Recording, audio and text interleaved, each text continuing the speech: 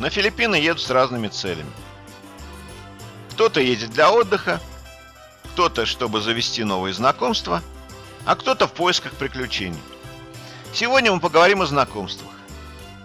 Ведь многие приезжие имеют тайную мысль, что здесь можно завести прекрасные личные отношения, что местные жители и парни и девушки не испорчены цивилизацией, что с ними можно иметь самые простые, самые яркие, самые перспективы и самые честные в будущем отношения, что эти отношения имеют очень хорошие перспективы. Рассмотрим, так ли это.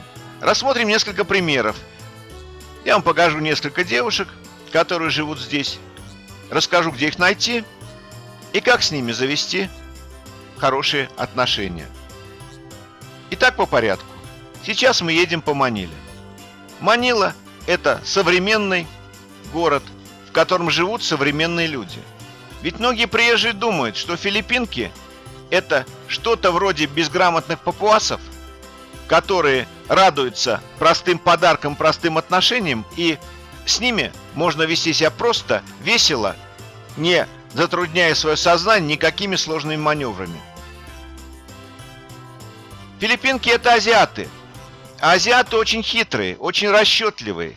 Они могут быть преданными и надежными друзьями, но как только дело касается их личной выгоды, они становятся жесткими и целенаправленными. Именно такие местные жители. Они не испорчены цивилизацией, они такими были всегда.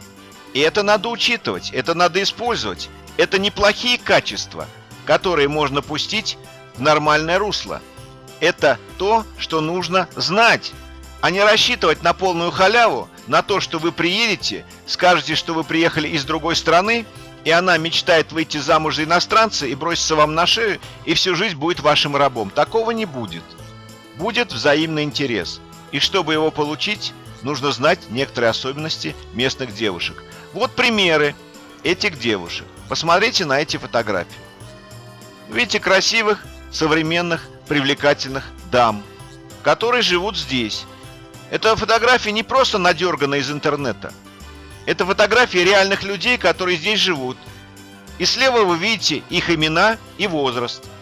Это люди, которые готовы с вами познакомиться, провести с вами время, построить планы совместного времяпровождения и совместные перспективы.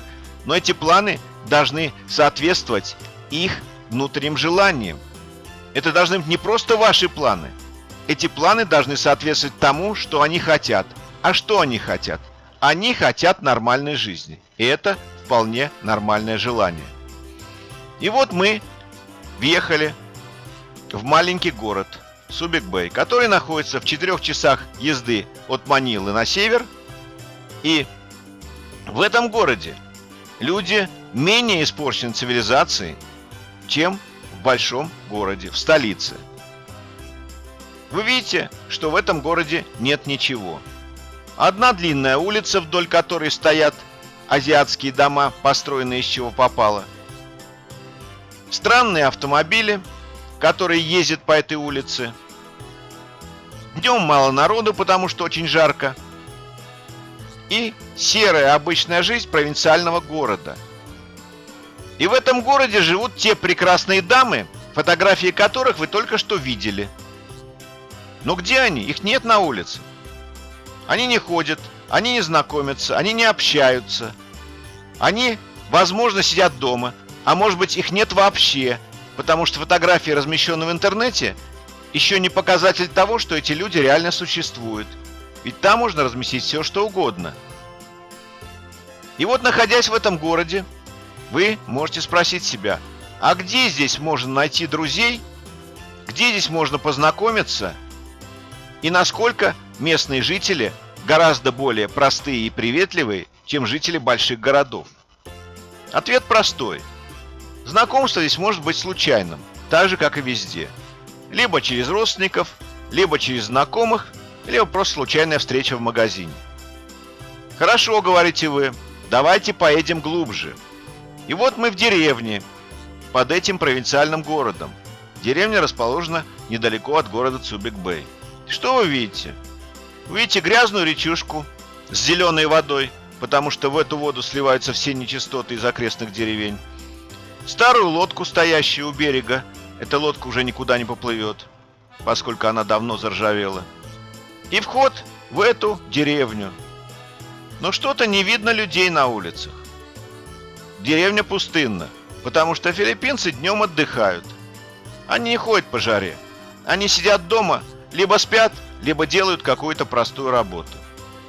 Видите дома, которые построены из всякого хлама, из чего попало. Не убранную улицу, потому что здесь нет никаких коммунальных служб, которые этим занимаются. И пустынный пейзаж. Где эти прекрасные туземные девушки в набедренных повязках? Где эти прекрасные люди, которые должны ходить по этой цветущей стране? Нет никого, пусто. И тут вы задаете вопрос: а реально ли существует то, что вы видите в интернете? А реально ли те девушки, которые там напрашиваются вам на встречу, на свидание, на знакомство, на отношения, на все что угодно? И если у вас под рукой интернет, вы начинаете новую переписку. Вы спрашиваете: дорогая, давай с тобой встретимся. Я уже здесь или я уже там. Я могу приехать, куда ты скажешь. И выясняется, что большая часть этих дам живет очень далеко. Если вы в Маниле, то есть на севере Филиппинских островов, то она обязательно живет на юге. И пролететь ей нужно очень далеко. Поездка в один конец обойдется в $200 и столько же в обратном направлении. Этих денег у нее нету. И чтобы она к вам приехала, а она готова к вам приехать вот сегодня, вы должны ей деньги выслать. Как выслать деньги человеку, которого не видел ни одного раза? Как выслать деньги неизвестно куда и получить неизвестно что? Естественно, вы начинаете думать, что это ловушка, что вас пытаются развести на деньги, и никакой встречи не будет. И самое интересное, что во многих случаях это правда. Местные девушки не очень активно знакомятся. Они познакомятся с вами, если случайно встретили на улице, или в парке, или у знакомых и родственников. Но редко кто будет ехать в другой город к вам только для того, чтобы с вами встретиться и убедиться, что вы не тот человек, или убедиться, что у вас нет ничего общего.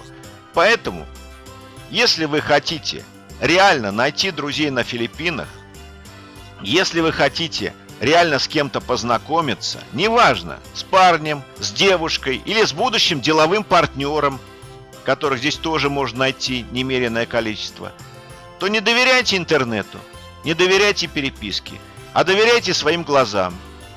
Катайтесь по стране, заезжайте в самые отдаленные уголки и встречайтесь с реальными людьми, и только с ними можно найти что-то интересное. Удачи вам!